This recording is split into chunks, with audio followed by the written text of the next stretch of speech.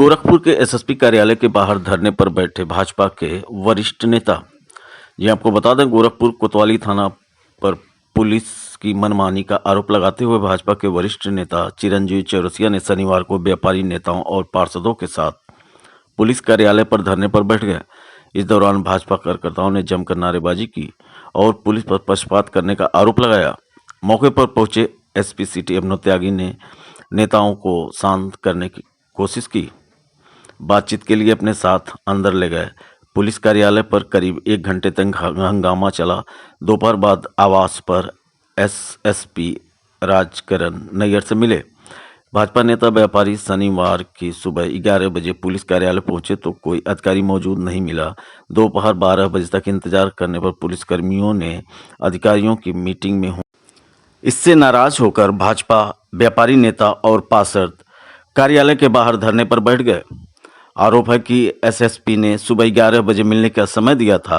वह लोग कार्यालय पहुंचे तो उनसे कोई मिला नहीं। बैठने के लिए जगह न होने पर वह लोग कार्यालय के बाहर जमीन पर बैठ गए। धरना दे रहे भाजपा नेता चिरंजीवी चौरसिया ने आरोप लगाया कि गुरुवार की रात कोतवाली क्षेत्र में स्थित उनकी दुकान कोतवाली पुलिस की मिलीभगत से गिरा दी गई।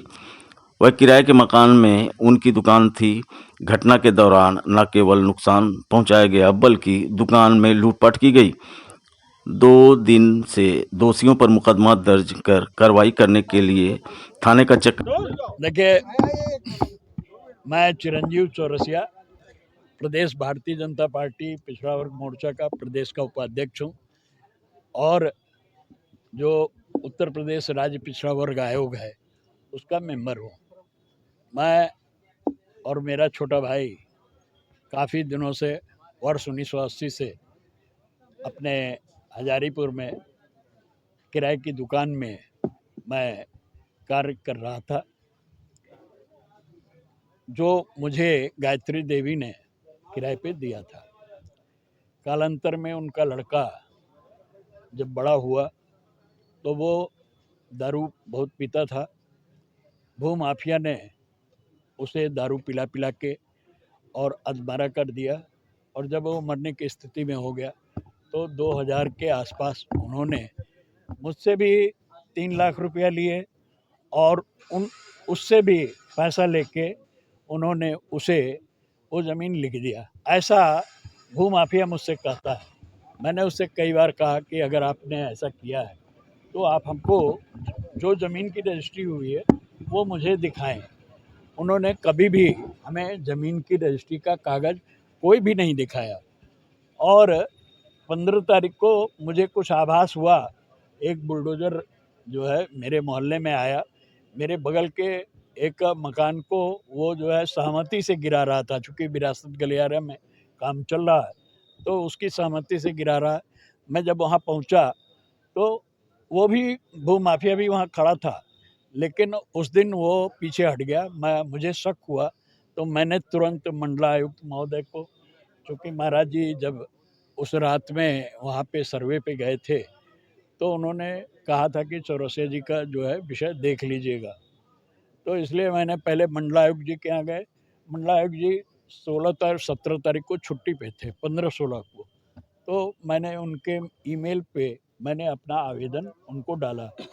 बाद में डीएम साहब से मिला। डीएम साहब के यहाँ से एक एसडीएम की ड्यूटी भी लग गई और उसके बाद फिर जो है मैं लखनऊ जाने की तैयारी कर रहा था। तभी रात में दुकान गिरने की सूचना मुझे सुबह 7 बजे मिली कि आपकी दुकान जो है भू माफिया ने गिरा दिया है बुलडोजर लगा के। मैं उसमें 45-46 साल से व्यवसाय कर रहा हूँ। मुझसे कभी भी कोई बात न तो भू माफिया से हुई, ना हमारे जो गायत्री देवी थी वो या उनके लड़के या उनकी बहू, किसी से हमारा कभी कोई एक बार कहीं कोई बात नहीं हुई, कहीं झगड़ा नहीं हुआ, कहीं विवाद नहीं हुआ। मैं उसमें ठीक से अपना व्यवसाय करता था और आपका सामान भी रहा होगा। बहुत सारे सामान हमारे उठा ले गए। कोई मैं बता तो रहा हूँ कि बुलडोजर रात में प्राइवेट बुलडोजर लाया गया और उसको भू माफिया ने उसको गिरवा दिया। और श्री दुर्गा प्रसाद जायसवाल जो हैं उन्होंने ऐसा किया। मुझे लगता है कि इसमें जो है बेनीगंज दुर्गाबाड़ी चौकी प्रभारी जिनका वो क्षेत्र पड़ता है, बिना उनके सहमति के इतने बड़ा नहीं हो जाएगा कि किसी के व्यवसाय केंद्र को जाके ध्वस्त कर दें। और एफआईआर दर्ज हुआ है।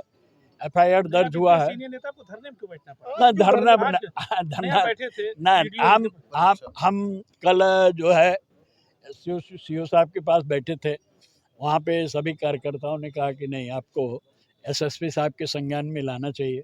मेरी कल बात हुई एसएसपी साहब से, तो उन्होंने 11 बजे हमको समय दिया था। सुन लीजिए पहले। तो उन्होंने 11 बजे का समय दिया था कि यहाँ पे आप आइए।